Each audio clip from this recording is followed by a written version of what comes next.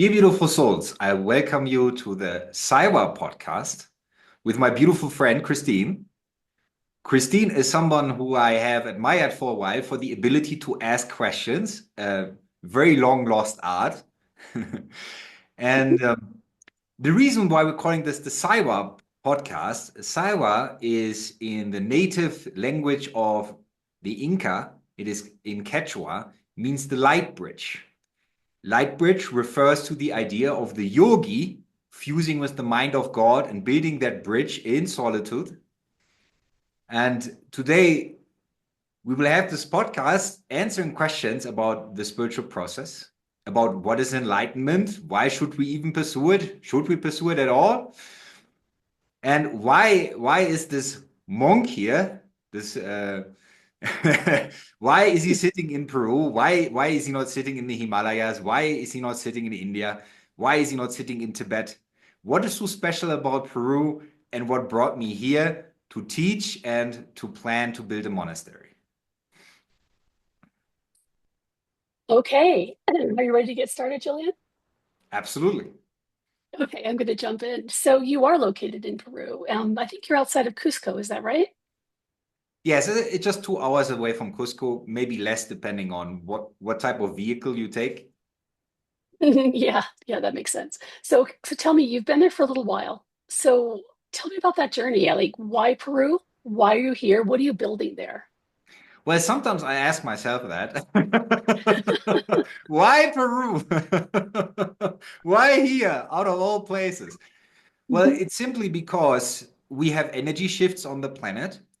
And in the past, a lot of yogis and monks, they use the energies in the Himalayas in particular, let's say in Tibet and on the border of India, to achieve certain yogic practices. But because of the energy changes, now the Andes Mountains actually provide an energy architecture that is very beneficial to the yogic process. And because Peru is a meeting point of many different cultures, there's a lot of tourism here and also spiritual tourism. The idea came up, why not build a monastery here where there is a proper yogic process? Because most of Peru is a plant medicine place. Yeah. But plant medicine is a spiritual dead end. It can only lead so far. So something else had to come to the Sacred Valley here in Peru. Something that is more of a practice that doesn't depend on amplifiers or external means or methods of anything that is coming from the outside, but that we would provide an architecture of something that can be completely generated internally without needing any external assistance. And this is not very Okay. known. Okay, so it's really interesting to me. I mean, I'm just sort of like going to dive down a little bit of a question here. So you talk about these different energy centers in the earth, and you talk about Peru having a particular type of energy. So are you saying that place matters? There are sacred spots on the actual planet, and that they matter, and that they have different qualities? Yes, absolutely. When you go, for example, to Nepal and you go to certain Hindu temples or Buddhist monasteries that are built in certain spots, meditation is accelerated, is amplified. If you sit in a particular vortex, the yogic process comes easier, less friction, and somebody who's well practiced in meditation can go deeper more quickly. However, this should not be an excuse because a lot of times when people are in their ego mind, they say, oh, where I am, I cannot practice.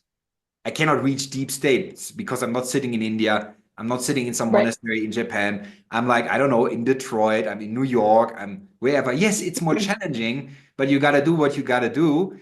And a yogi of a certain degree of practice actually can perform certain practices everywhere where that yogi is. It just takes more willpower, it takes more concentration. Okay. So then, your work and your work, you teach some of those techniques essentially to increase concentration, so that people can build that kind of a practice themselves, even if they're sitting in the middle of Detroit, for example. Right. And I find this actually very challenging in this current age because now we have so much social media. And that means that we have, for example, a younger generation who has like a TikTok attention span, a YouTube Shorts Yeah. attention span. right? So the videos become shorter and shorter, the information becomes faster and faster, and it has become a sort of drug to be constantly stimulated with information. And it leads to very little self-awareness and very little ability to actually sit and concentrate on particular exercises. This has to do with an agenda of the system to keep people unconscious, because if you're constantly stimulated, you don't become self-aware, so you don't realize what's going on. So actually proper yogic practice and proper Buddhist practice is very unattractive nowadays to the majority of people.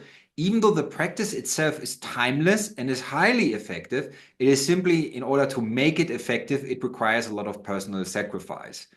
Then it needs the understanding that the spiritual practice is not there to make your life necessarily easier or to arrange the spiritual practice for your life. It has to do with arranging your life so you can spiritually practice. So the spiritual practice becomes priority.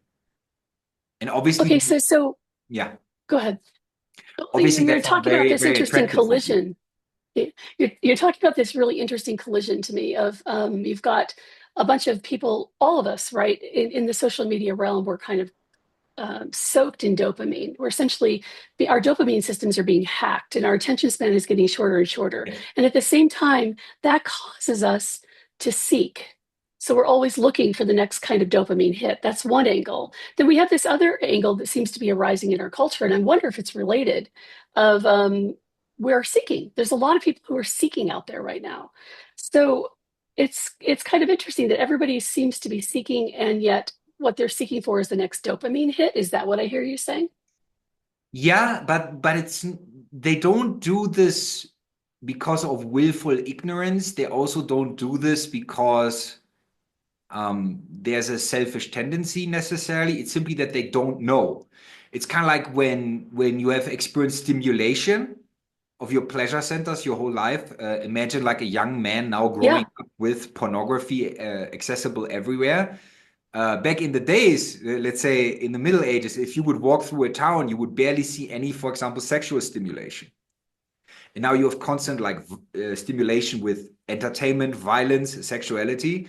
So they're yeah, used to so fast inputs, and they need to completely dial down the mental activity, but they don't know this yet. So what they're doing, they run from spiritual healer to spiritual healer. They listen to one channeling after another, because the way that they used to do it is to take in information. But they yeah. actually need to detox from information to become self-aware. Yeah. But then when they start detoxing from that, of course, the anxiety comes up because it is a withdrawal symptom. Right. That's why meditation is actually quite unattractive for many people, because proper meditation is not guided meditation by using apps where there's music and there's a voice. That's not proper meditation. Proper meditation is to withdraw the stimulation, so you become hyper aware, first of all, of your body, of your psychological vehicles, of your mind. But then there's so much anxiety stored up there. And then people have the limited attention span. So they feel like, oh, this is torture. Meditation is torture. I can't stay here. Right. Hmm? So what keeps people going then? I mean, is this why so many people approach meditation and just bounce off of it Yes. because it just feels so uncomfortable? So how do you even get through the door when your system's been so hacked by the system that you're very you're addicted essentially? Well, How do you first get of through that all, door? yes. For most people, I think they need to reach a certain threshold of suffering. Yeah, they need to become so miserable that they finally want to do this very difficult thing called meditation. Because before, it's very unattractive. They don't get new information, they don't get new stimulation. Yeah, there are many people who study spirituality. They have read books about Buddhism for 15 years and have maybe meditated 2 or 3 hours in their whole life. Yeah, which is a Yeah. complete waste of time. It's completely ineffective. So it is simply that our life needs to fail before we consider doing something difficult, because the ego in its nature never wants to do anything difficult. So for the beginner, often the motivation is pain. When the pain becomes so big that the ego cannot suppress it anymore, it cannot keep it in the basement anymore. So addictions start failing. Yeah, drug addictions, sexual addictions, all these addictions start failing, they can't cover up the shadow anymore, which is the accumulated karma. It starts rising to the surface. Now they can't run from it anymore. And the reason why people are seeking now, as you said, that this suddenly there's a big spiritual awakening and people are seeking for answers, it's because the energy on the planet is changing, it's elevating, and because it's elevating, the shadow cannot be suppressed anymore in society. So all the karma comes up and it needs to be integrated. So people are scrambling for methods out of desperation. But so what you're saying is, so what do you mean exactly when you say the energy is accelerating? It's and it's triggering this. I mean, what is the mechanics of that? Is there more insight you can give me on that? Well, I would think the majority of people listening are able to cook their own meals. What happens when you cook a pot of water on a stove, right? You see the particles in the water, they're first still, but then you give them energy and they start moving very quickly. And if there's something on the bottom of the pot, it will be stirred up, it will come to the surface. And it's the same thing with human consciousness. If the atmosphere is changing energetically, if the ether is changing, it starts affecting the psychology of man. So suddenly the psychology of man is stirred up, it comes to the surface. And previously, the majority of people was able through consumerism and entertainment and addiction to suppress all these inner knowings. But now suddenly they don't like their job anymore. They start questioning their marriage. They don't know if they want to live in the system anymore that they're living in. Because now these notions that come from a higher place, they cannot be suppressed anymore. So people feel helpless because it's derailing their life. Their life is suddenly becoming chaotic. The old order doesn't work anymore because the pot is being stirred up through the energetic heat. Oh. Right? So now they're in trouble because if they haven't learned integration methods, if they have not practiced spiritually, let's say for the last few centuries in their past lives, they're in trouble because they have not built that resilience. So people who are not very spiritually in terms of having discipline, they have the most difficulties right now. And when the energy becomes that high and all these psychological aspects, these fractals that are usually suppressed, they become accessible, can be very overwhelming. Yeah, but people who have been doing shadow work for years, their work just accelerates. For them, it works as a catalyst, right. So it's not traumatic for them. So when you say it's not traumatic for them, I mean, I know a lot of people who have been on this path for a while and they have been struggling, and it's hard work. I mean, so how I would even say it's sometimes a little bit traumatic when when some serious shadow erupts and arises and you have to work with it. So I don't know. I guess I'm just curious about the idea. Do you reach a point where doing this shadow work does not bring with it some level of extra suffering? I don't know. Just putting that out there. Well, obviously, in the shadow work, we're willing to investigate the pain. We're willing to touch the pain. Yes. So there will be pain, but in the shadow work, the pain is being transmuted. So when you deal with a particular aspect of the shadow, that particular aspect of the shadow will not arise anymore. So a trigger, an emotional trigger is removed from your life. But if you don't deal with it, you live an unconscious life and you're not willing to touch the pain, you still live from ignorance. So you will generate karma. That means you will generate more pain. And at some point, this mountain of pain becomes too big to be suppressed. Yeah, and this is kind of like the path of the cross that the ego bears. And then if there's no willingness to surrender, then there's no solution to it. Yeah. So the difficult truth is that a majority of human beings, the reason they seek pleasure and stimulation and information because they don't want to feel the pain.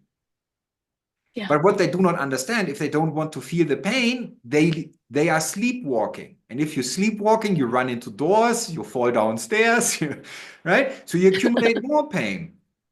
Mm-hmm. So getting to it is actually reducing the pain. But of course, because people don't know the proper methodology, they have a lot of reactivity.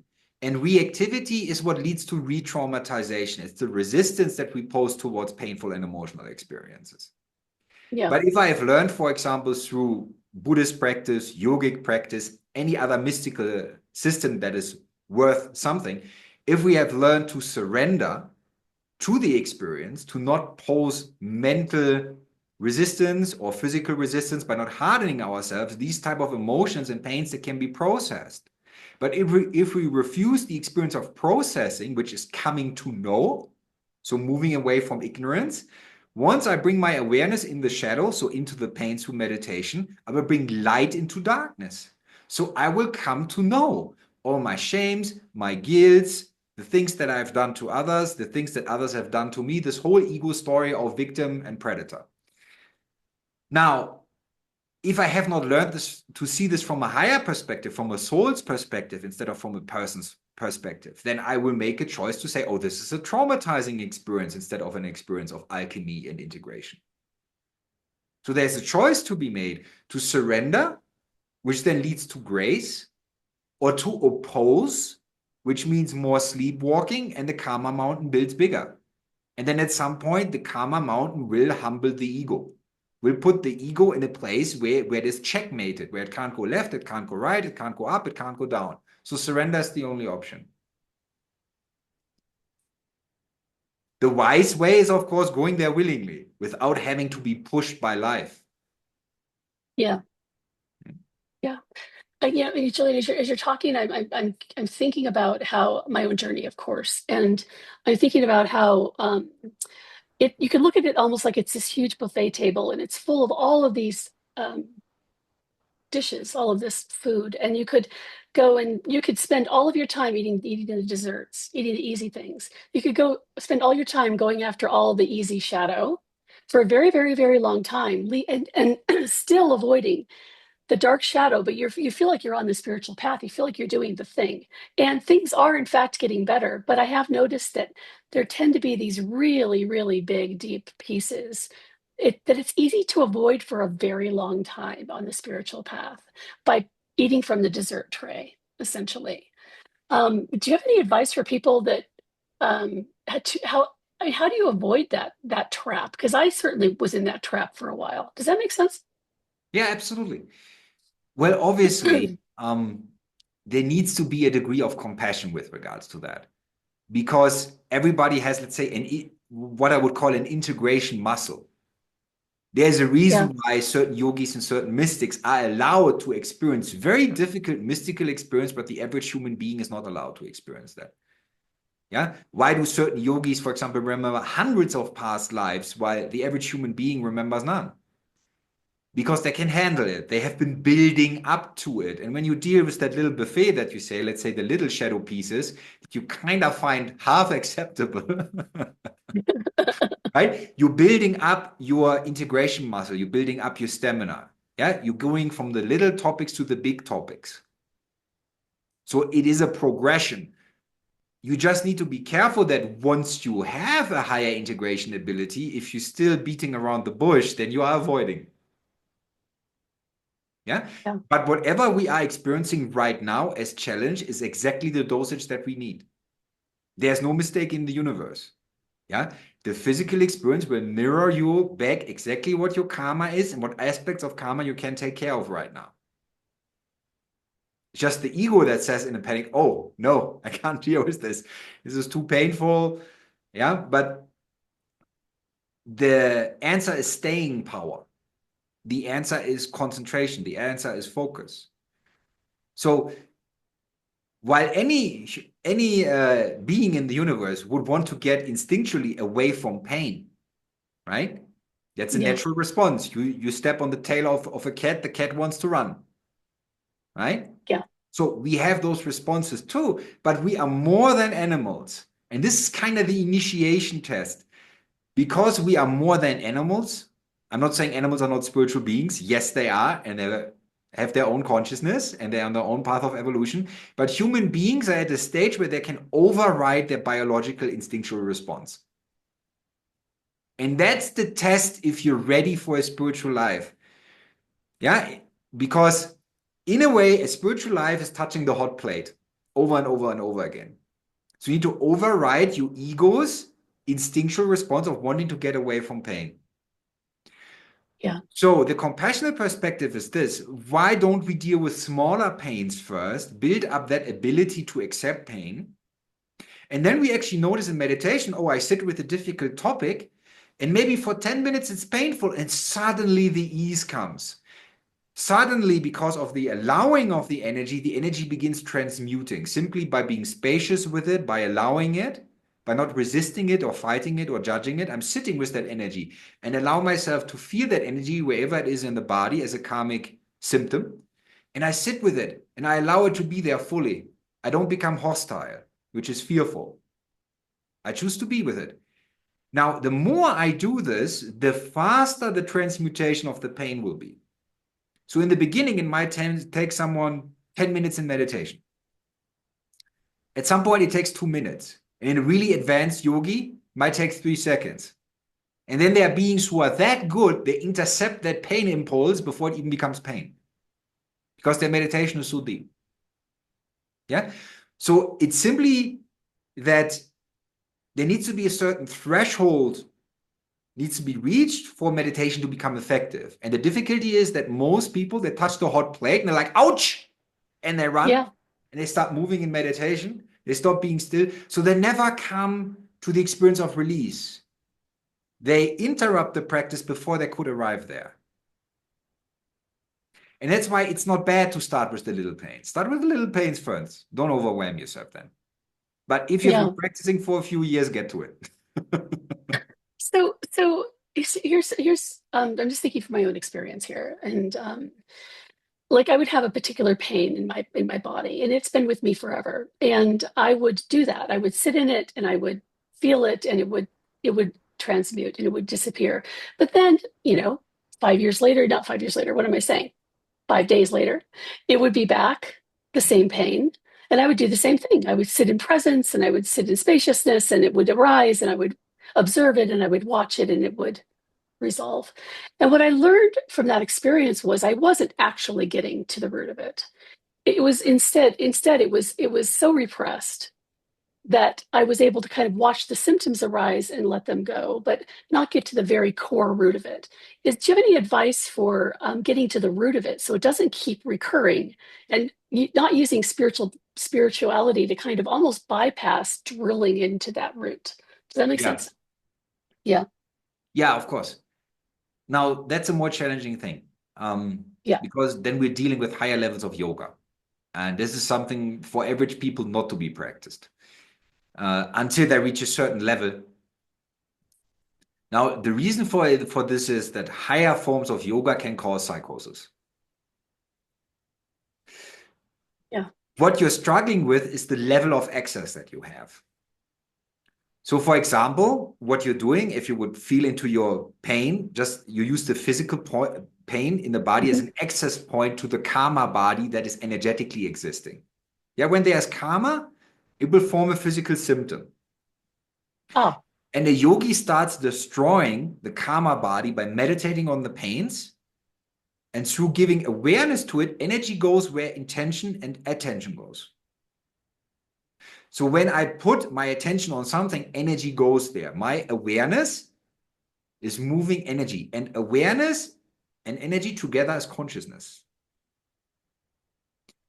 So once I put my attention on something, energy goes there. And it means that if I pay attention to that long enough, whatever is stored there in terms of information or deeply hidden, hidden in the ground for nobody to see, even for myself, if I do this at some point, it will surface. But there are layers to it. So if you, for example, practice Vipassana, they do exactly that. They start burning off the first layers of the karma body through the body scan meditations. At some point, they focus on the third eye and they start to activate that through certain forms of yoga. And then they start burning away the next layer of karmic information in the system. And then at some point comes Kundalini yoga, Tantra, Kriya yoga, so on, so on, so on. But these practices become more and more difficult and they need more and more focus. So because you need to increase the energy, so you start stirring up the pot, you start cooking the pot, and then the information has to rise to the surface. But if you're not initiated in that type of practice, you basically imagine you are now scanning layer 1. You're not at layer 2, you're not at layer 3. So you're doing a body scan exercise. You're feeling into the pain. So you're clearing it on layer 1, but maybe its roots is in layer 3. Yeah. And now you need to practice Kundalini yoga to maybe access the past life memory, so you know it's in layer 3. So you're actually not beating around the bush. You simply don't have that level of yoga yet. Because at some point, a yogi becomes a sniper. He goes in there like a laser beam, picks out the exact information, performs energetic surgery on that through meditation, and removes the karma. Yeah, but that takes removing the karma is essentially experiencing it fully. Is that what removes the karma? Just what removes the karma, is that essentially experiencing it fully and completely and bringing it into consciousness? Is that what removes the karma? Yes, and at some point it's divine fire. It might be quite abstract for some. Yeah. Yeah, but so at some point it's grace in some ways. Yes. Okay, here's the challenge. Here's the challenge. There is the science of yoga, but it also needs devotion, because devotion breeds discipline. So I need to have a basic trust in a process, which then leads to surrender, which then leads to grace, which then leads to yoga, and then yoga becomes suddenly very specific. So that's an interesting dichotomy. It's very hard to explain, but imagine that grace is not something murky out there, something blurry, but it is the surrender to practice and to do very specific exercises. This is sometimes very struggling, very difficult for Christians to understand, because they think I just need to have faith, believe in Lord Jesus Christ, and I'm out of here. No, you got to do the work. Yeah. And Jesus was a yogi. Many Christians don't want to accept that, because once you tell them Jesus was a yogi, it also transmits the idea of there's work to be done, because yoga implies work. Right. But they just want to be Team Jesus, and then they can be spiritually lazy and they're out of here. Yeah. Unfortunately, that's not how it works. We need devotion, and then through devotion, we discover yoga and meditation. And then the yoga happens, and that is grace. Yeah. Right?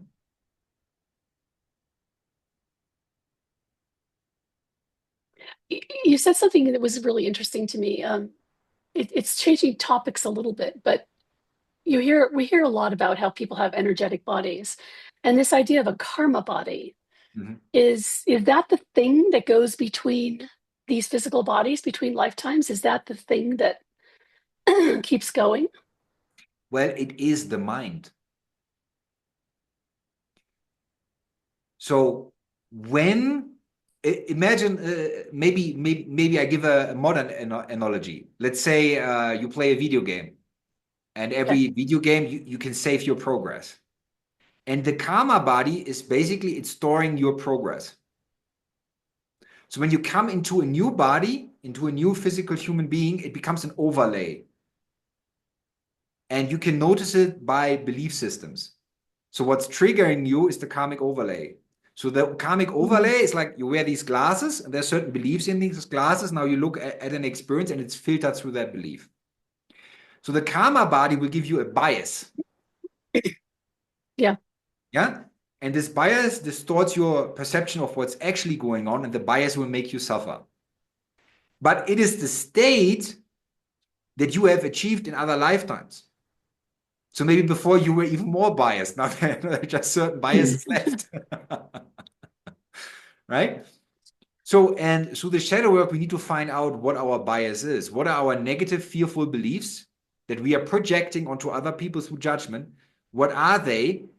And these are causing energetic limitations within the system. So basically imagine that we have your soul here, here's your karma body, and here's the human.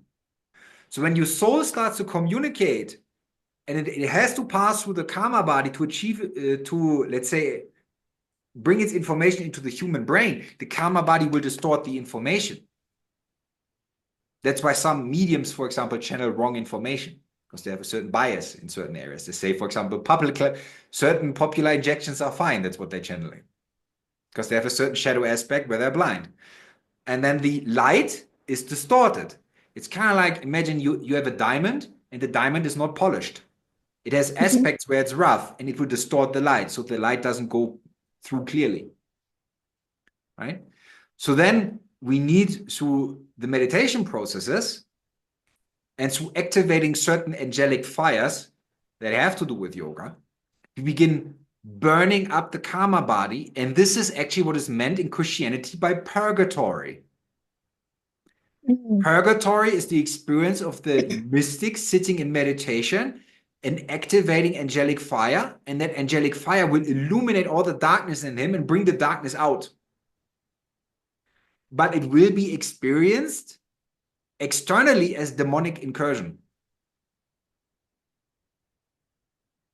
So, okay. Yeah. That's why all these stories, Jesus, Master Yeshua sitting on the mountain 40 days being tempted by the devil, Buddha sitting in the forest meditating, and the demon Mara is trying to tempt him to attach to worldly desires. These are real experiences. These are not just metaphorical. But in some ways, it's being generated internally. In some ways, it's being the experience of having that attack, for example. I'm kind of getting wrapped around the axle of, is it all coming from our own consciousness, or is it actually something out there? Sort of the non-dual versus the dual. Both. Yeah. Both. Otherwise, it wouldn't be non-dual. That's a tricky one. Yeah. Because in order to experience separation and dualism, you can only experience that from oneness. So separation and dualism must be a part of oneness as well.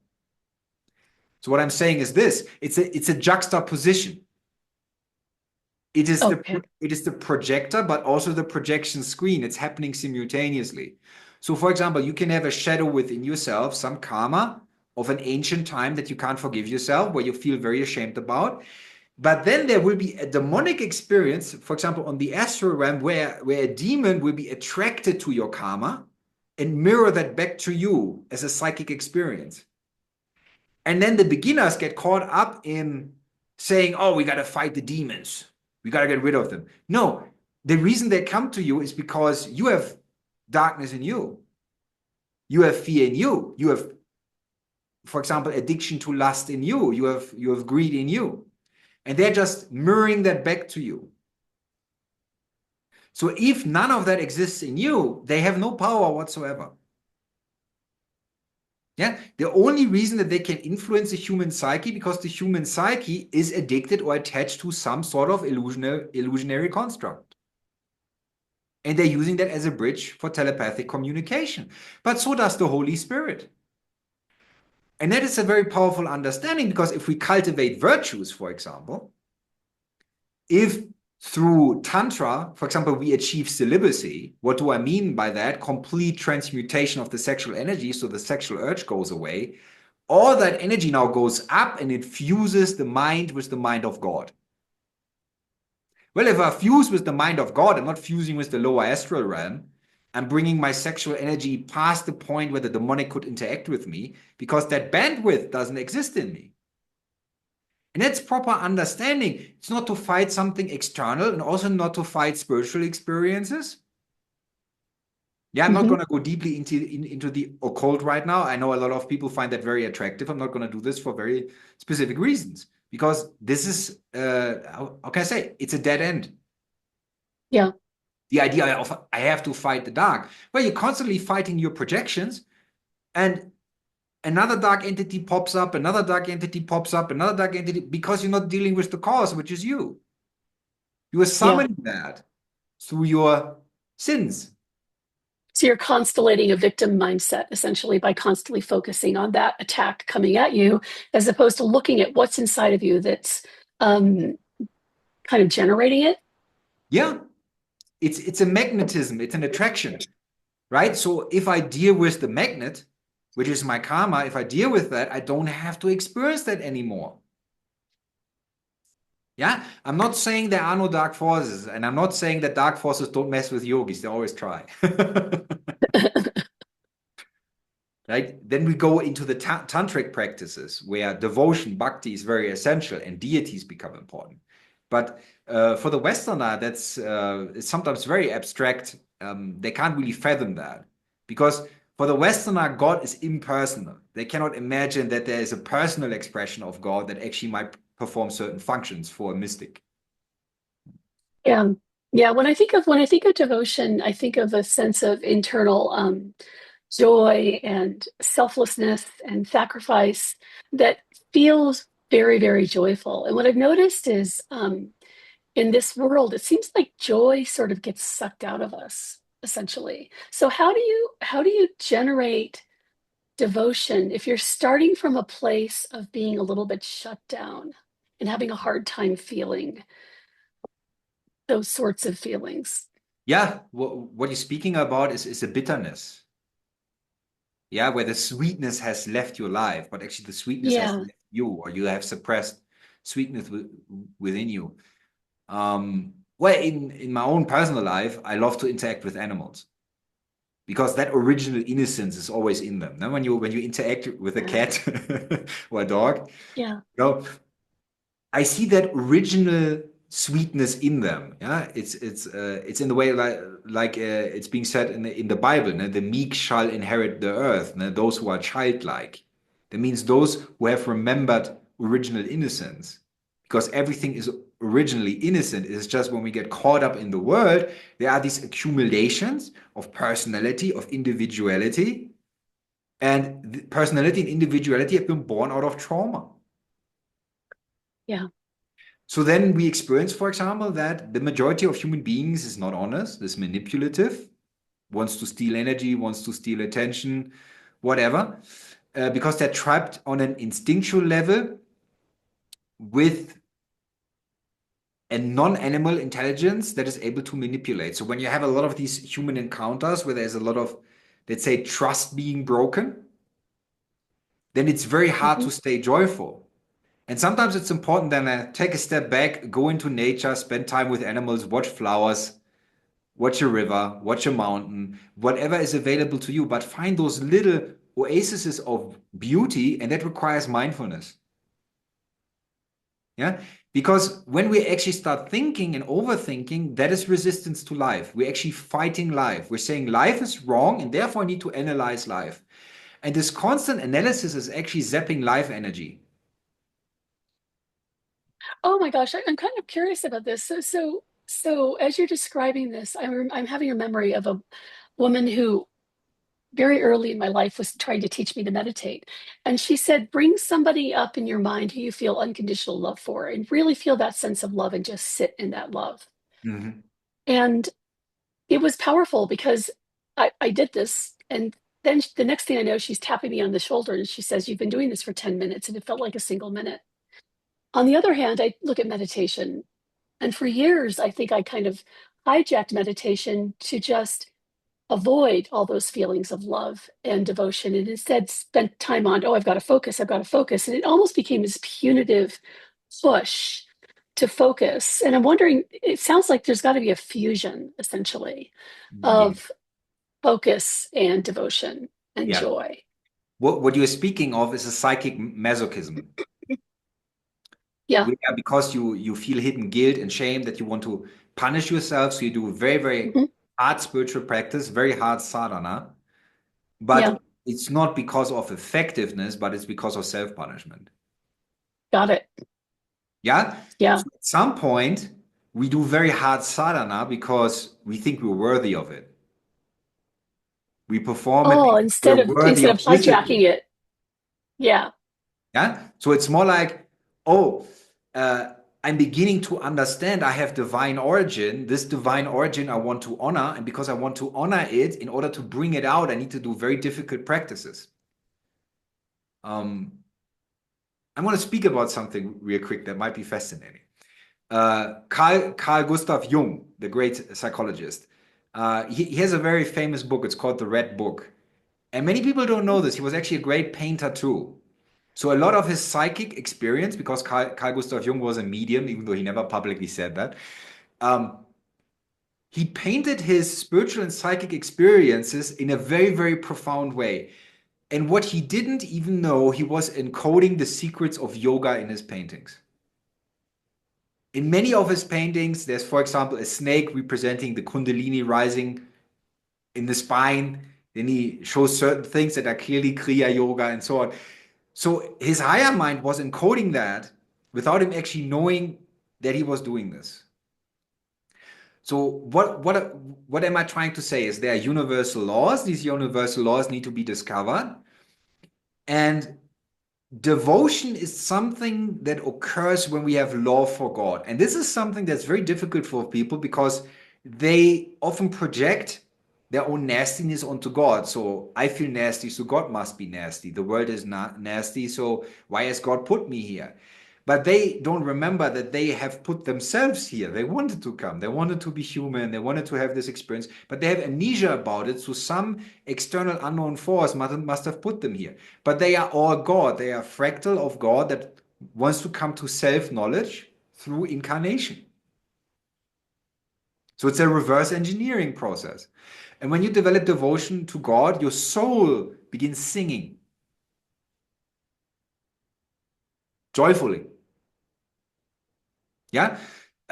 In India, when certain saints reach a level when they hear, for example, chanting of the names of God, they start tearing up all the time. Then they hear certain mantras, certain forms of worship.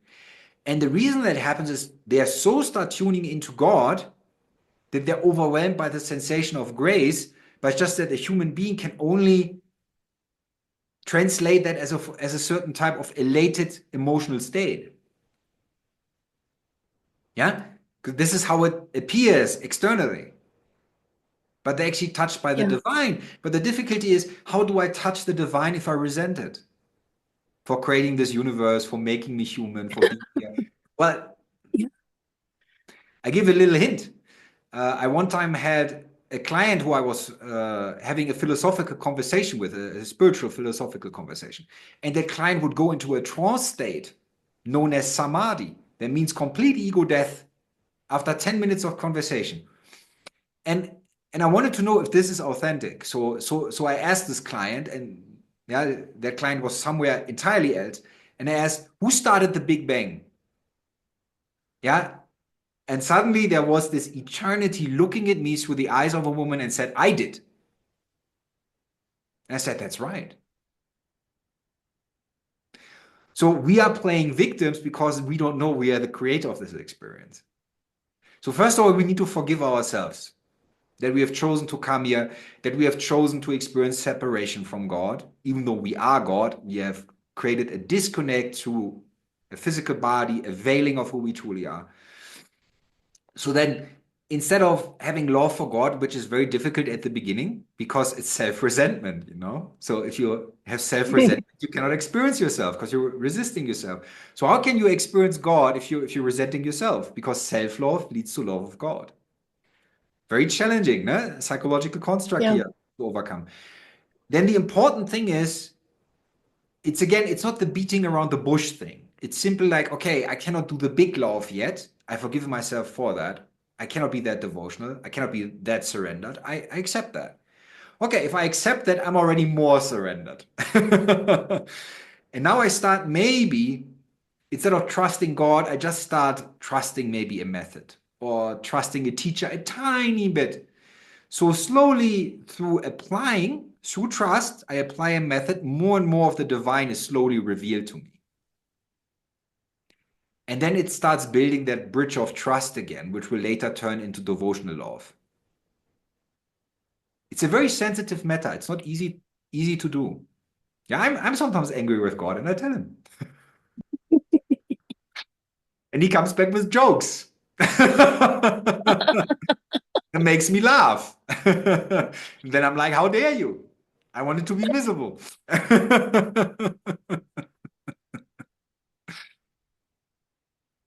Wow, building a light bridge to God indeed, right? Mm. Yeah. Yeah, and that's the difficulty because we have heard now from many traditions and also from Zen traditions, so I'm not innocent in this. We have heard become effortless. Stop trying to achieve something, right? Just be. We've heard this many, many times. Just sit, just Yeah. breathe, right? We've heard this many, many times. Why have we heard this many, many times? Because it's the beginner training. Because the human mind, because it hates its own guts, always wants to be successful, wants to be this. So they become hard in meditation. So Japanese teachers have told them all the time, don't try to achieve something, just sit, just be, just breathe. But at some point when we move into devotional practice and start channeling Shakti, that means divine energy, we start doing that, we need to focus intensely. So then it becomes a hindrance. So Julian, this is so interesting because the analogy that's coming into my mind is when we first learned to ski, we learned snowplow, where your skis are in this like wedge shape. And then I hear in my head this friend of mine saying there's no Olympic event in snowplow. Nobody but we hear about it all the time. It's like this practice of just be, just be, just be. Mistaking it for the entire path Yes. is the error. Yes. We think somehow there's an Olympic event in snowplow, for example, and there's not. It's just the entry. Correct. So then a lot of times, for example, let's say I teach about yoga and I write certain essays and I put them online and people read them. And there's always, I'm going to be mean for a second, there's always this Zen dog who comes up to me and says, just sit, just breathe. Mm-hmm. Right? And he doesn't understand that this is not my practice anymore. Because I'm past that. Yeah. And that's okay. This is where he's at. And I'm sending him all the love and it's fine. It's simply ignorance tries to educate everybody, Yeah. So Yeah. Well, go ahead. So the point is of just breathing, just being, is to get out of the fear survival mechanism in the body, to get you into the parasympathetic state of the nervous system. So you become receptive instead of generating psychic noise, instead of clogging up your mind. Because when you clog up your mind through making constant noise, you cannot receive anything. So we need to soften the mind first, right? So all these practices are designed to soften the mind, to create receptivity, which you could consider femininity. Yeah? So it's to design that. So that's why it's easier for women sometimes than for men. So we want to build up that receptivity first, that non-reactivity. So we actually perceive and we're not stuck in interpretation. Because if I'm afraid and I have to be successful in my spiritual practice, I harden. And concentration is not real concentration, it becomes overthinking, becomes constant analysis. Yeah. And the body is stiff, nothing can happen there. So the Zen master says, just breathe, don't try to be anywhere else, just be right now, right? But then for a very advanced yogi, this is just the starting platform. So they go into meditation, they arrive at 0 point, empty their mind out, and then they focus intensely. So they don't spend 30 minutes meditating on emptiness. They start with emptiness and then they go into moving energy. So these are different types of sadhanas, different types of spiritual practices. But it's because every tradition starts at a different point. Yeah, and says, do this, do this. Suddenly, every tradition wants to educate every other tradition about how to do these things. But they have incomplete systems. Yeah. For example, the Zen tradition lost the yoga. They lost it. Why? I won't get into it. That's politics. Yeah. Yeah. But they lost the yoga. Yeah. Of course, the Zen practice of just sitting is to start derailing the ego's functioning. Taking the energy away from the ego, reducing the reactivity so the ego is not fed anymore. And that leads to one type of enlightenment, which is ego death, but it's not the end. Yeah. But everybody thinks it's the end. Then later we deal with Shakti. We deal with the energy that makes the universe, because now we're mastering creation through yoga. So samadhi, or the 0 point, or the egoless point, is the point of awakening to the truth of who you are, which is God. But then you need to remember how to be God. And then we work with energy. So most systems just focus on remember that you God first, then we deal with the rest, which is wise. Yeah, because if you deal with energy first, there's just going to be some crazy ego that is inflated through energy and then believes he or she is a magician, and they will abuse their gifts and they will fall down the mountain of karma into the deepest pit because they are abusing their ability. So egolessness always needs to come first. So that's why all this teaching of just sitting is very, very good. But it's not the end of experience. Yeah, I'm struck with I hear this quote in my head. Ken Wilber, you're probably familiar with that name. He talks about how you have these different levels of attainment or consciousness, and each one will transcend and include everything below it.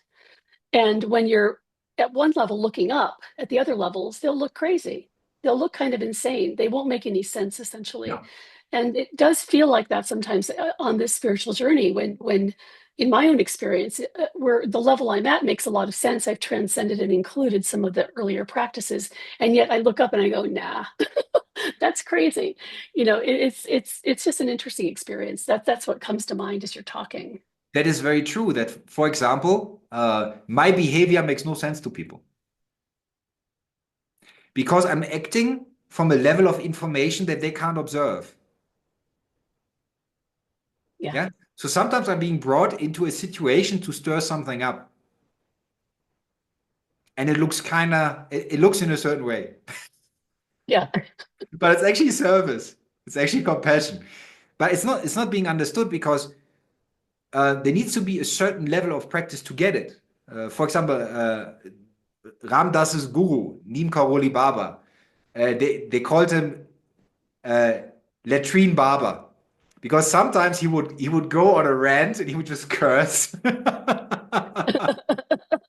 You're like, who is this madman?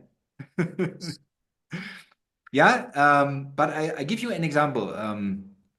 There's this famous story in the Bible where Yeshua goes into the temple and starts kicking over all the tables of the moneylenders who are like in the temple and using it as a bank and basically dishonoring God.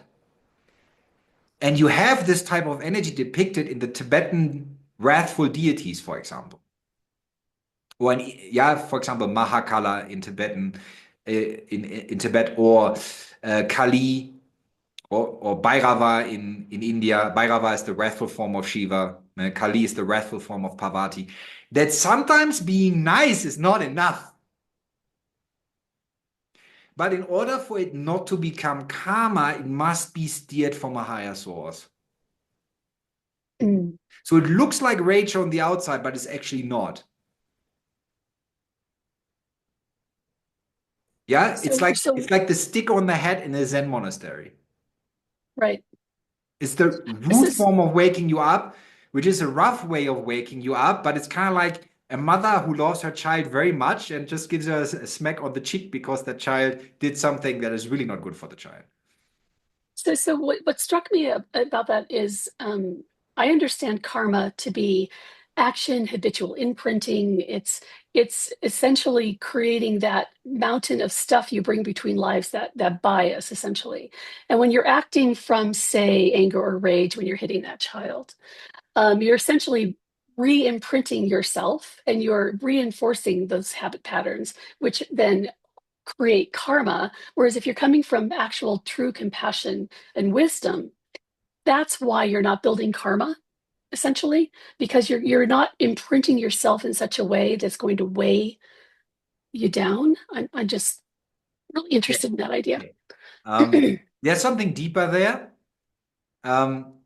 I will give you the following idea. In Peru, we adopted 3 big street dogs. Very big dogs. Yeah, one is a Rottweiler, one looks like a wolf, a giant creature, right? The other one is a border collie mix. So we have these 3 giant dogs, and they used to cause so much trouble because they lived as street dogs for years. They didn't have a human to listen to teach them. They had their own wisdom because, of course, they had a lot of exposure to different animals and people. So they had a lot of knowledge about like what's going on in the world and how to behave. and how to avoid certain dangers, but they have certain behaviors that are problematic if they want to stay with us. So now we're feeding them, they have nice dog houses, they live the good life, okay? But in order for them to live the good life, there are certain rules they need to follow. And in the beginning, they weren't behaving at all. And I tried to be nice. Didn't work. They didn't respect me. They even tried to challenge me. So at some point, I channeled something a little bit more intense in me. So I start wrestling the dogs to the ground, get into their faces, yell at them. And you know what? Now they're acting like angels. They're very well behaved. They are happy. We go on walkies every day to the river, and they're having a great life. But if I wouldn't have disciplined them, they would have had a struggle to adjust to that life, and then their life would have been uncertain. Yeah. Now imagine you have a child that does very, very naughty things, and you know your child is going to be in trouble later.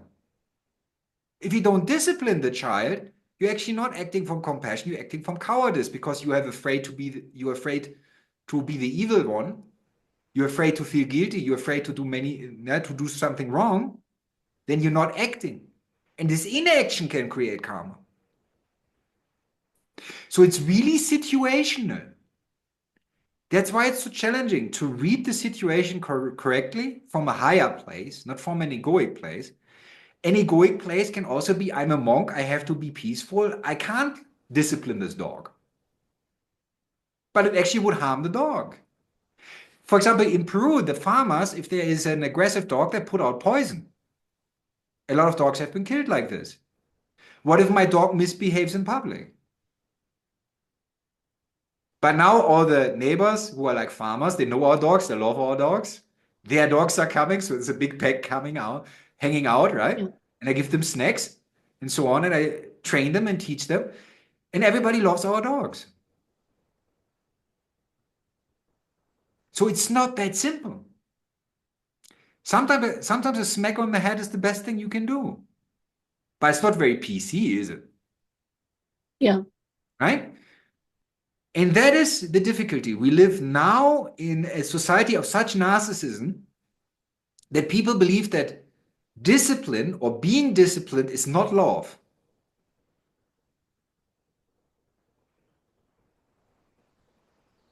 It depends. That is the answer. And that's the difficult answer, because there is no manual to life where you read the manual and you always make the correct decisions. No. You need to actually work with life and figure out what the correct decision is. And that means you are responsible. Yeah. In the same way, when I tried to build a team in Peru, in the beginning, I was nice to everybody.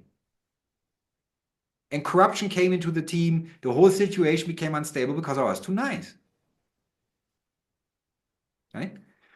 So we like to be nice because nice means we don't have to engage in conflict. Nice means I don't have to say the difficult things. Nice means I don't have to do the difficult things. If I let them be, they let me be. Right? So sometimes it can be a stance of cowardness. Actually, not of compassion.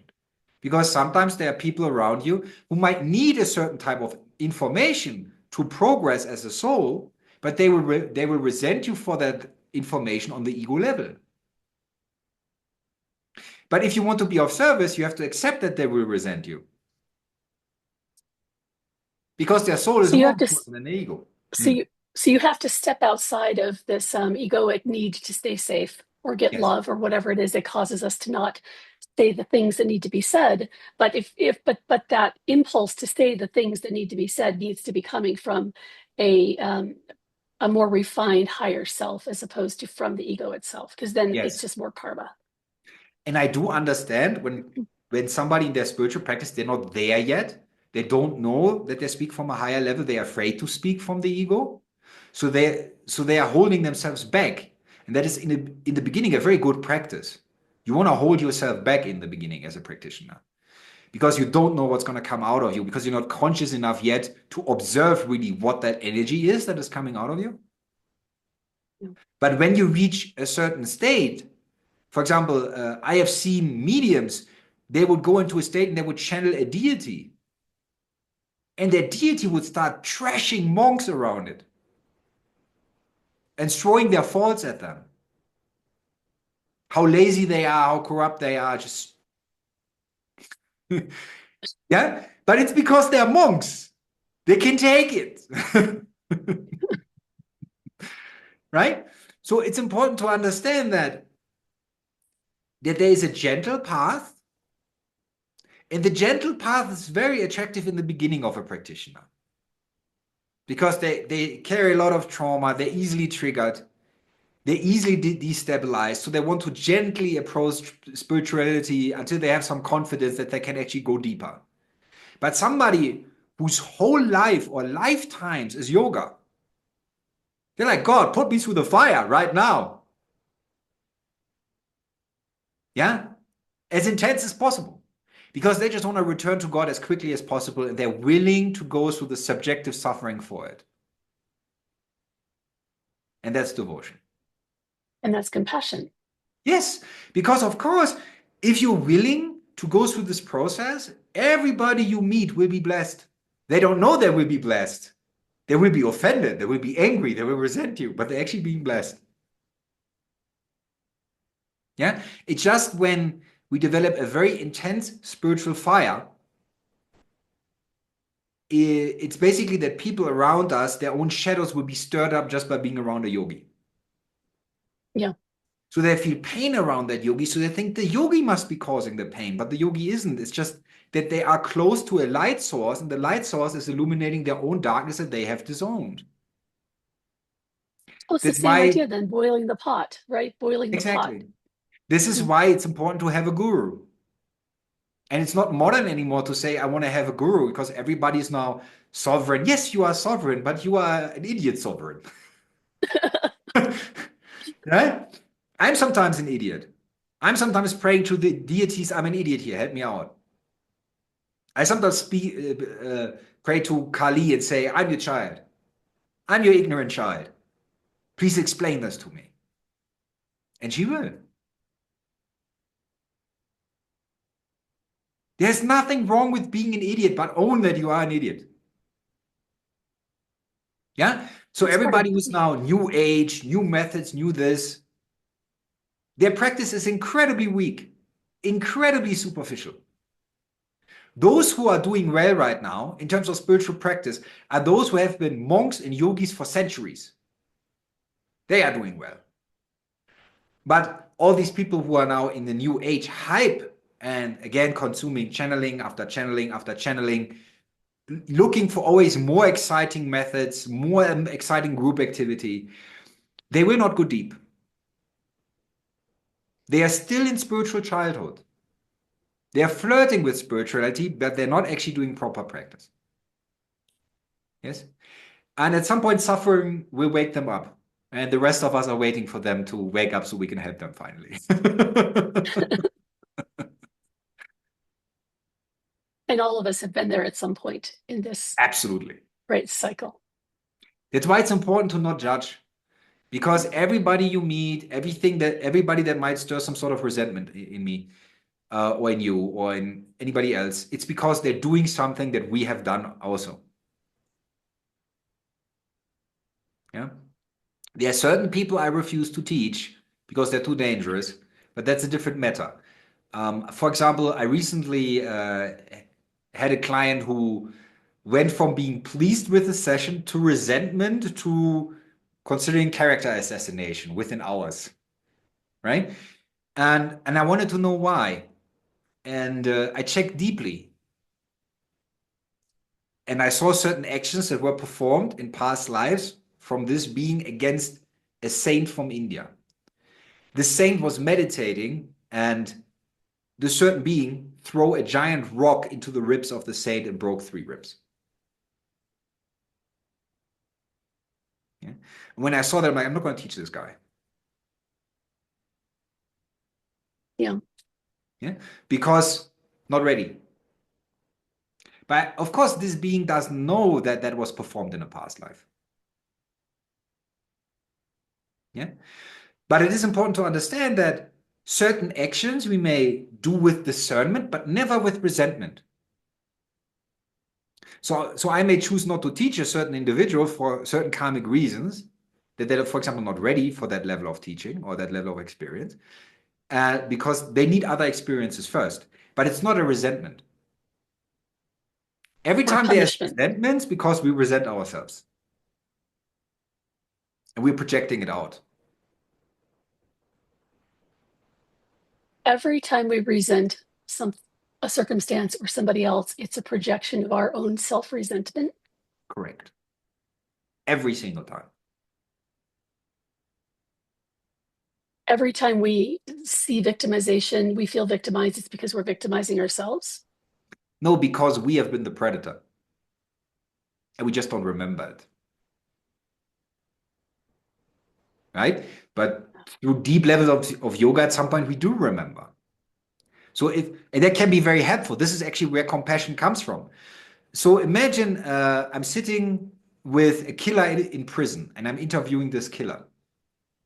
Let's say I'm a psychiatrist and we're doing some sort of documentary or whatever, and I'm interviewing this killer.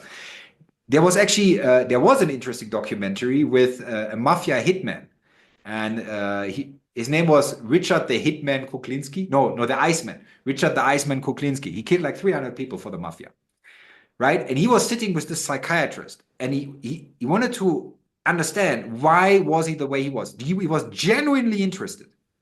So he asked the psychiatrist, why have I become a killer? And the psychiatrist said, well, you have a genetic predisposition for having no fear. But you have experienced trauma, so instead of becoming a test pilot or a race car driver, you became a violent criminal. Right? So this is one part, for example, of a compassionate explanation.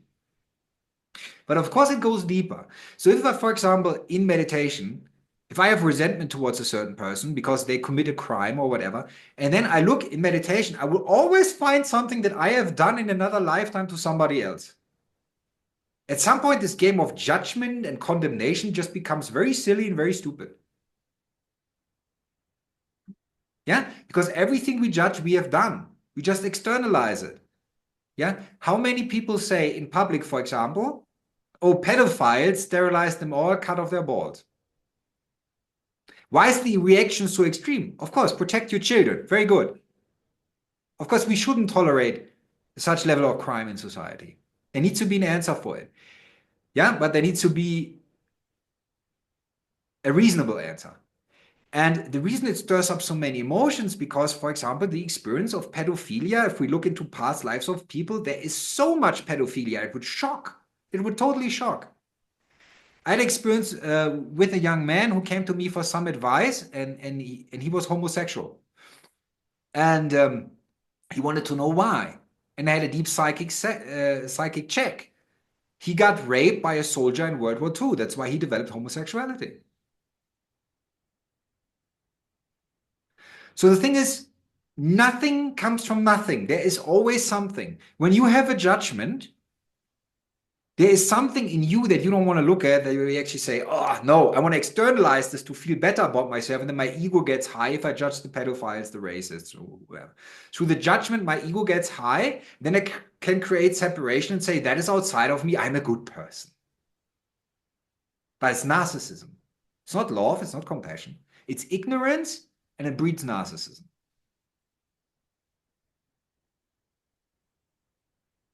Yeah.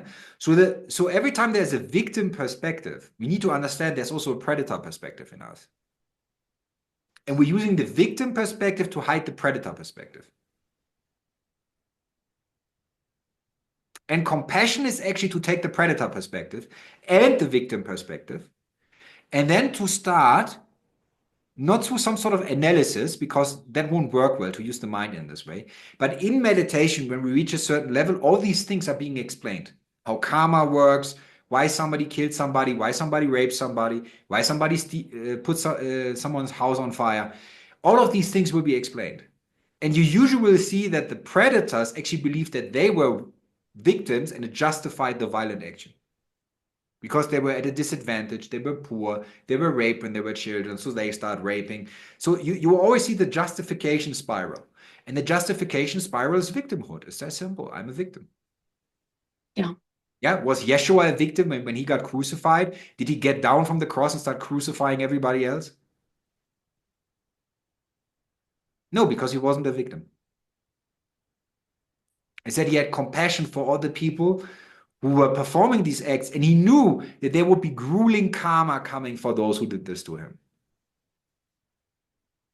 Yeah, because the truth is, if a high-level mystic and a high-level saint, they have tremendous divine energy. That means when you do something to them, your karmic act will be mirrored back brutally immediately by the universe. So he knew that. So he said, God forgive them, for they don't know what they are doing. Saying that their ignorance is actually innocence. They don't understand, so please don't punish them.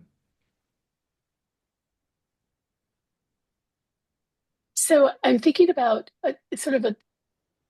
so I recently went to a Buddhist retreat, a Tibetan Buddhist retreat, and there was a lot of talk about this idea of samaya, of keeping promises, essentially, and commitments. And a lot of those commitments were around treating people with respect and kindness and being very, very careful with one another and not incurring karma with one another.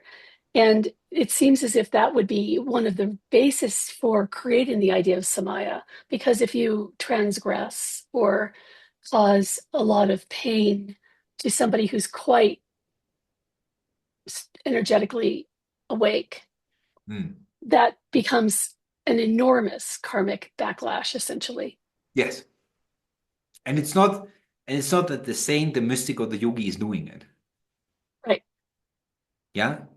They just know. So imagine that there are different levels of mirroring. And the more divine light is in a being, the more intense the mirror is. That's why, for example, if someone has a lot of demonic attachments to karmic action, and they go into some temple in India, for example, where there's an enlightened saint sitting in samadhi, they will start shaking. They will have a seizure right there on the spot, because the darkness in them feels so much pain just to be in the presence of that light.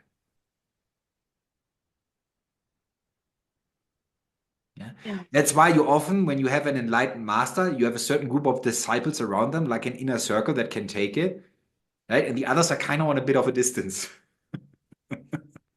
Yeah, because to get closer takes more purification, which means shadow work then, alchemy. So you're able to be closer and closer to God, basically. And in the beginning, the ego is in great pain when it feels the presence of God, because it becomes aware of its sins, of its karmic actions, of its acts from ignorance. So being in the light is in the beginning painful.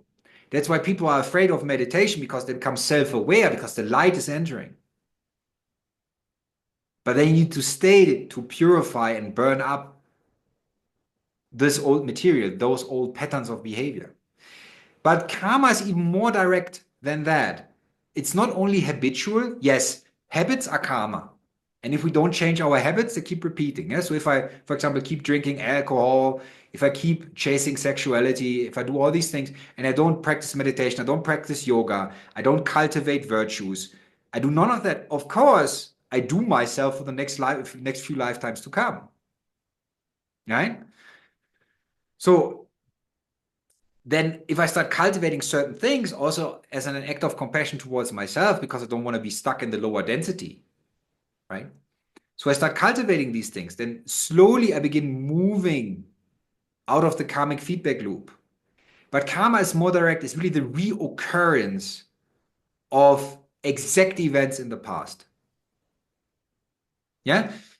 Somebody came to me, for example, he said he wanted to be a monk. And I'm like, are you sure? Every time somebody says that to me, I'm like double skeptical.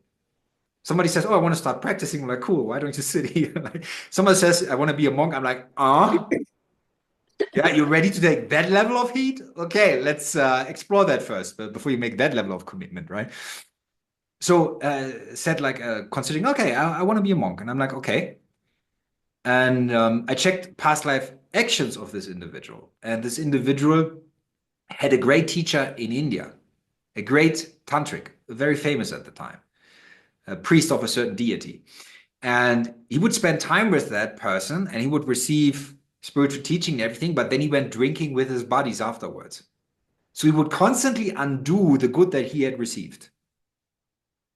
So that being came to me And I gave that being that information. I said, look, you had a spiritual teacher in India, but you started drinking, you started getting distracted by your so-called friends who weren't friends. They were jealous at him seeing that teacher, and they tried to get him away from that teacher by tempting him with alcohol and women and so on, right?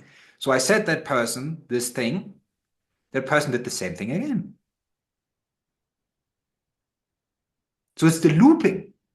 It's really that the events repeat. The behavior leads to the exact events repeating. And to get someone out of a karmic loop, sometimes being nice is not enough. So when you said, oh, we try to develop niceties, well, we try to develop them because the first thing we need to learn is non-violence. Because a community with violence cannot stand. Like non-violence needs to be the basic agreement that we have. There will still be violence. There will be unconscious violence. There will be passive aggressiveness. There will be unconscious actions performed that are not registered as violence by the current ego that is, let's say, shrouding the mind of that individual, right? But of course, first we want to cultivate kindness. We want to cultivate all these things. We want to become non-violent. But at some point, there is a fear of decisive action that is being cultivated with that also. Are you following? Yeah. Okay. So it can lead to a hesitation when hesitation actually becomes harmful. So then you will find out that at some point, practitioners on a certain level, they will act very quickly and very decisively. And it will irritate everybody around them. It's like, why did you just kick that guy out of the temple? Why? Is he mad? Couldn't have there been another solution? That's what they're thinking, but they're projecting. Yeah. Because they know that they are corrupt, they're afraid to be kicked out, so they have to make this kicking out wrong. Because they don't have access to that level of information to know from what layer of information came the act of kicking out, which was actually preventing a worse karma that would arise if that person would not have been kicked out. Yeah? So the difficulty is understanding what is compassion. And compassion can look rough, can look loud. Imagine this, your house is on fire and you have a fire alarm. Imagine your fire alarm would be nice. Hello, Christine, your house is on fire. Would you like to wake up? Yeah. Not a good idea, right? It needs to be. Yeah. Same thing. Sometimes teachers need to be. And it depends on the level of the student, essentially. I mean, On the no, level of the that's not student true. As I and on say the that, I level of the realize teacher. that's not true. The level of the teacher and the level of the student. Because I mean, there are many, many teachers. We're still inhabiting this human body. We still have this karmic experience happening to us, right?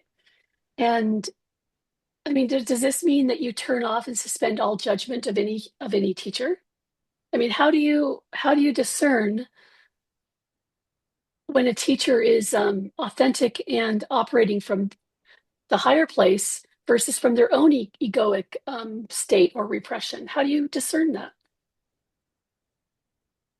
Tough truth is you don't. Because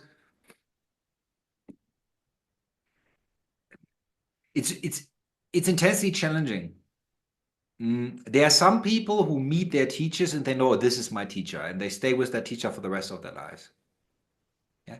And there are some people who meet somebody and they fall in love with the knowledge that the teacher has, the information, the methods, and so on. But they actually just want to steal from the teacher, and they will use any reasons to quit on the teacher when they can, when they can. And of course, there are teachers who aren't teachers. They just look like teachers, they just talk like teachers, they just move like teachers.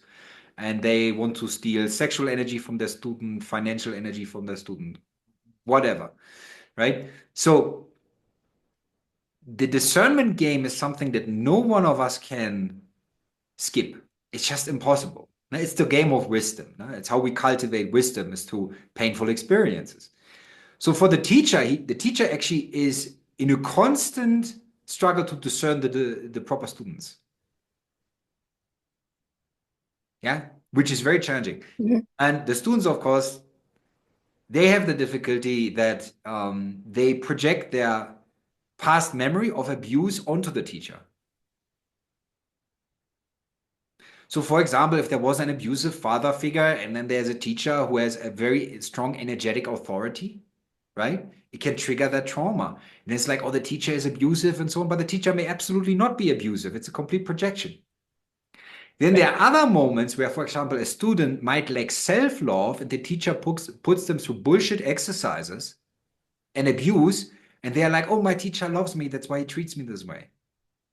Yeah. Right? So you see, the discernment is not easy. Right? And everybody would like to have, again, this manual of life that explains to you when you have to turn left, when you have to turn right, so you don't have to engage with life and come to the proper discernment yourself. But the truth is you have to. Yes? And how many people did want to murder Yeshua in Palestine? There were people who wanted to murder Buddha. There were people who wanted to murder Krishna. And from these people, they thought Krishna is evil, Jesus is evil, Buddha is evil, because they were caught in their projection screen. Right. This is a powerful black magician. He's brainwashing the minds of people. No, he's undoing the brainwashing, but that's not what they perceive. They're just jealous of the experience of power, but it's not power in the way that they understand. It's divine decree. It's divine assignment. Somebody who has the karma of be with a certain teacher, they will know in the moment they meet that teacher. But there will be a test. So what will happen usually, let's say you go to India and you meet a very powerful sadhu somewhere in a temple. In that moment, you will feel a great peace. You will sit with that man or that woman and you will feel a fascination. You are in awe. You feel God radiating from them and you sit with them. And then you go home. What's going to happen next? A lot of doubt. Yes. Because we have a free will experience, right? And in a free will experience, that means the divine gets to invite you and the demonic gets to invite you. And every time you meet a genuine teacher, the competition over the soul is on. It activates. Because that teacher could bring you into liberation, but the demons want to prevent it. So the demons will stir up all your trauma of abuse, of whatever, and project it on that guy and find reasons and excuses to not commit. They would tell you, that's not the right teacher for me. I like this teacher more. Yeah, because the other teacher doesn't challenge you, doesn't make you feel uncomfortable, doesn't call you out. That's why you like that teacher more. It's more comfy. It's like a nice warm pair of fuzzy socks on a Christmas evening. Yeah. But that's not what compassion is. Compassion is to tell somebody, hey, you're messing up and it's not looking good. That's compassion. Yeah. Yeah. So you need to know if you're shooting the messenger or if the messenger is not a messenger. But I tell you, at least from my own experience, when someone meets a genuine teacher, in that moment, in the first encounter, they know. But then later they choose to unknow because it's too inconvenient, because responsibility, commitment, life changes, and then, right? So it's a divine test. And it's supposed to be this way. So no surprise when you see it playing out. No. With people. No surprise at all. No surprise at all. And that's why when people say they seek God, they're actually not genuine. Because once God brings them a teacher, they will do everything to start questioning the divine assignment of the teacher. Because again, they like when God is mysterious. They like when God is not there. They don't like when God speaks directly. They don't like if God is in their life and says, this is what you need to do. They only want to complain to God or pray to God with regards to their own decisions. But if God is genuinely intervening in their life and gives them straight up guidance through a teacher that God has assigned, suddenly they realize, oh, my illusion of free will is going away because divine will is taking place. So now I need to choose between divine will or my little me will. And then often the selfishness wins. That is the truth of it. Yeah. And of course, this entire path is getting ready to experience that deep surrender of essentially their own higher self, they as God coming in. Yes. So there's a resistance there too. Yeah. So Yeah. there is a genuine movement. We spoke about that before. We haven't recorded that. We spoke about like beginner practice and intermediate and then more advanced practice. How that actually moves. Yeah. And in the beginning, people practice because of selfishness. They want to get rid of the pain. They want to get rid of the misery. But when they start practicing, they get glimpses of the divine. And then slowly something else begins establishing itself in their hearts and minds. And then devotion begins arising. And then they move from the idea of getting away from pain to the idea of service. And that's when compassion arises. Yeah, and that transition needs to be made.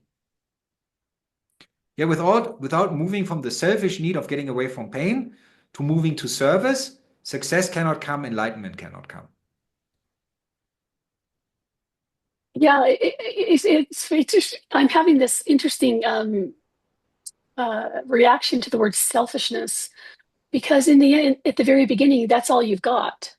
So of course, it's a worthy impulse to bring you into practice because it is the only impulse to bring you into practice. So the word selfishness is funny because when I hear selfishness, I hear this, don't be selfish. Okay, well, maybe I should there, and then you almost take away the initial impulse for practice. I'm just playing with this idea. Yeah, why not? Why not play with it? I think it makes sense to play with it. Ultimately, it is a play, and we learn through playing, don't we? So Yeah,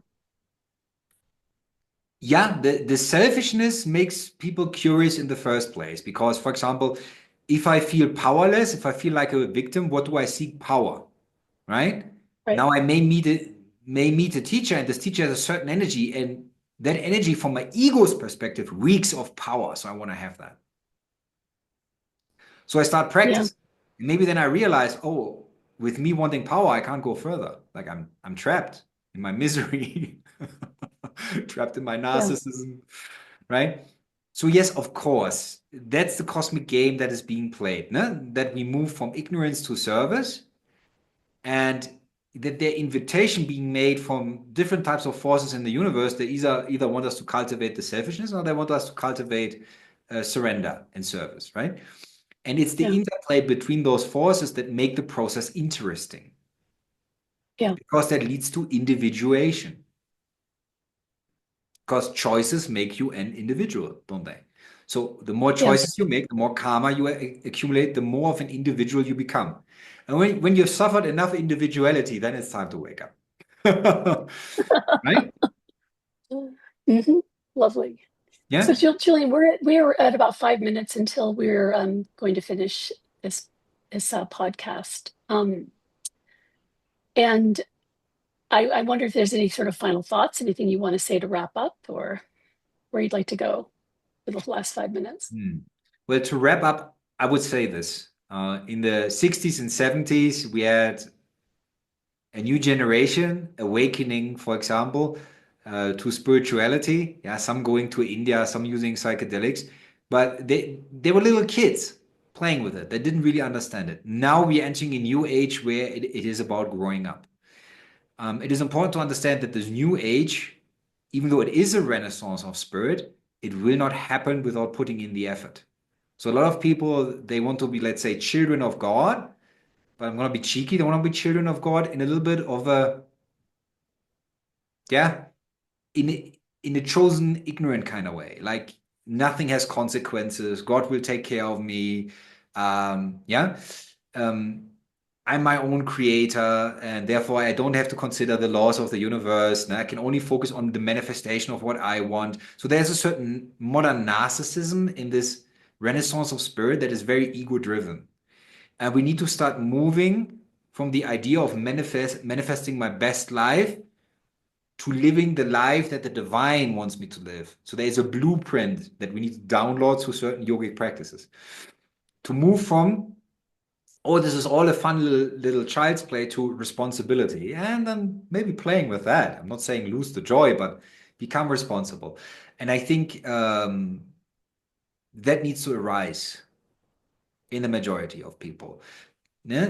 We need to stop jumping methods, stop jumping from teacher to teacher. There needs to be commitment in order to have effective practice. And as of right now, I'm not seeing that. Yeah? And with regards to other matters, if someone, for example, seeks a private session with me or wants me to assist them in facilitating their spiritual process, you will find a link to my website down below. And if I can assist you, I will joyfully do so. And I want to thank you, Wonderful. Christine, for posing some really wonderful questions today. I enjoyed that. Yeah, it's always absolutely fun to explore these topics with you. And also, I think you also do a monthly satsang. Is that true? Yeah, I think because so. I think for some people, sometimes maybe they feel they can't afford private sessions, or they feel a little bit timid about that, like this like one-on-one experience. If they want to be part of an online spiritual group that meets every month so they can share with others, and maybe if they're too shy about sharing their own experience, maybe listen to the experience of others first, how their spiritual progress is going, so they can develop some compassion towards themselves and maybe start opening up and being part of that process. That would be wonderful. Wonderful. And also, you're building this monastery in Peru.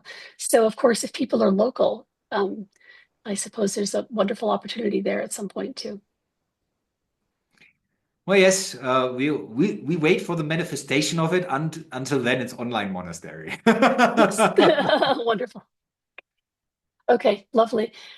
Julian, thank you so much for taking the time. It was just a delight. All right.